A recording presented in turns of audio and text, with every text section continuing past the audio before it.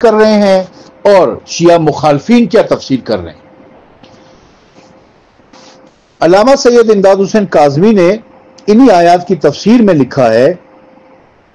اچھا پہلے میں ان کا ترجمہ آپ کو پڑھ کے سناتا ہوں. اس نے تیوری چڑھائی اور منہ پھیر لیا.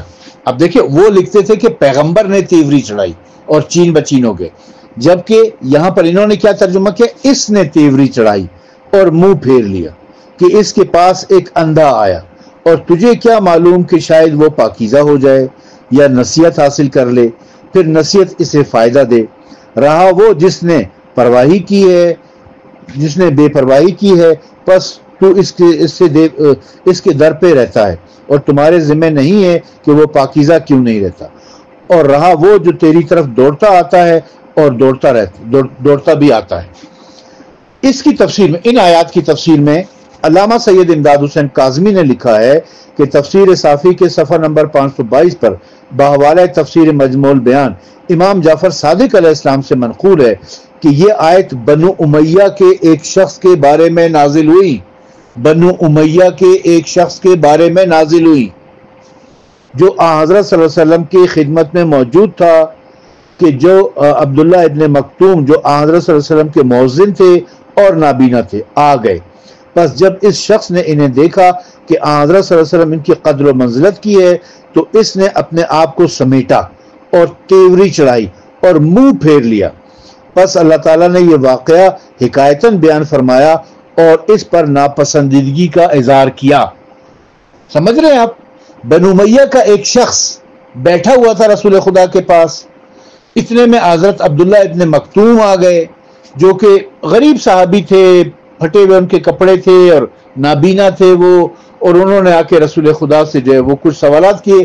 رسول خدا ان کی طرف متوجہ ہوئے، عبداللہ ابن مکتوم کی طرف، انہیں اپنے قریب بٹھایا، ان سے اظہار محبت کیا. اس پر وہ بنو امیہ کا جو شخص تھا اس نے اپنا دامن سمیٹ لیا، اس نے منہ پھیر لیا، اس نے منہ چڑھایا، اس نے جو ہے نا وہ نفرت کا اظہار کیا. اس بنو امیہ کے شخص نے، نہ کہ رسول اکرم صلی اللہ علیہ وآلہ وسلم نے. دوسری تفسیر میں آپ کو بتاتا ہوں، شیعوں کی دوسری تفسیر، تفسیر نور الثقلین. تفسیر نور الثقلین کی جلد نمبر 9 صفحہ نمبر 186 کے اوپر ہے. اس سلسلے میں ایک اور روایت بھی ہے کہ بارگاہ نبوت میں ایک اموی شخص بیٹھا تھا کہ عبداللہ ابن مکتوم وہاں حاضر ہوئے. جب اس کی نگاہ عبداللہ پر پڑی تو اس نے اپنی ابا کا دامن سمیٹ لیا، اس خیال سے کہ کہیں وہ میلا نہ ہو جائے، اور اس کے چہرے پر ناگواری کے اثرات ظاہر ہوئے. اللہ تعالیٰ نے مندرجہ بالا آیات نازل فرمائی. یعنی وہ بنو امیہ کا شخص جو تھا اس نے یہ حرکت کی ہے، اور اللہ تعالیٰ نے اس بنو امیہ کے شخص کے بارے میں یہ مذمتی آیات نازل کی ہے. سید مرتضی علم الہدیٰ نے اس شان نزول کو قبول کیا ہے.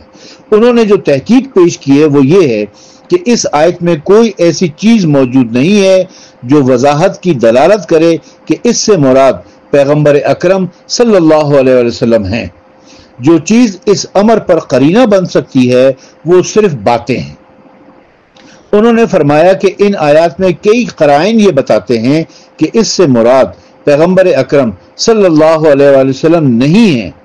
ترش روئی اختیار کرنا انبیاء کی صفت میں سے نہیں ہے. پیغمبر اسلام تو اپنے دشمنوں سے بھی کشادہ روئی سے پیش آتے تھے. دوسرے یہ کہ دولت مندوں کی طرف متوجہ ہونا اور حق طلب مفلسین سے گروگردانی کرنا حضرت صلی اللہ علیہ وسلم کے اخلاق کے ساتھ ہرگز مطابقت نہیں رکھتا، کیونکہ سورہ قلم میں آپ کو خطاب کیا گیا ہے کہ بے شک تمہارے اخلاق بڑے اعلیٰ درجے کے ہیں. سورہ قلم میں اللہ تعالیٰ نے رسول اکرم صلی اللہ علیہ وسلم کے بارے میں کہا ہے نا کہ آپ بڑے اعلیٰ اخلاق کے مالک ہیں. اور یہ مشہور ہے کہ سورہ قلم سورہ عبس سے پہلے نازل ہوئی. تو پہلے جو سورہ نازل ہوئی ہے سورہ قلم، اس میں تو اللہ تعالیٰ یہ فرما رہا ہے کہ میرے حبیب آپ بہت اعلیٰ درجے کے اخلاق کے مالک ہیں. اور سورہ عبس جو بعد میں نازل ہوئی ہے اس میں اللہ تعالیٰ یہ کہہ دے کہ پیغمبر آپ نے جو ہے وہ منہ چڑھایا ہے اور آپ نے منہ بسورا ہے اور آپ نے بد اخلاقی کی ہے. یہ کیسے ممکن ہو سکتا ہے؟ تیسری تفسیر میں آپ کی خدمت میں پیش کر رہا ہوں حافظ سید فرمان علی شاہ کی. حافظ سید فرمان علی شاہ صفحہ نمبر 702 کے اوپر لکھتے ہیں کہ ایک